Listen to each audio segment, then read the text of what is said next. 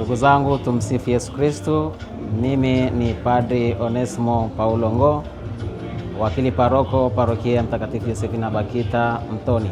Nimefika hapa Sabasaba katika maonyesho kuja kubariki banda letu la Radio Maria, na hivyo nawaalika ninyi nyote kuweza kuja katika banda hili na kuweza kujifunza mambo mbalimbali ambayo yanatolewa na redio yetu, Radio Maria, pamoja na mitandao ya kijamii.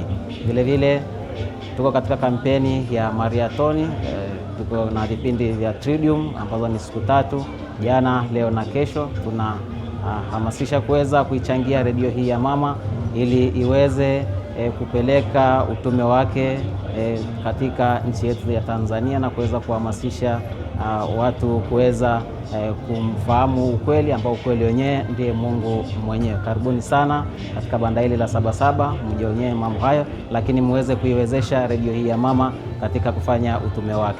Tukutane Sabasaba.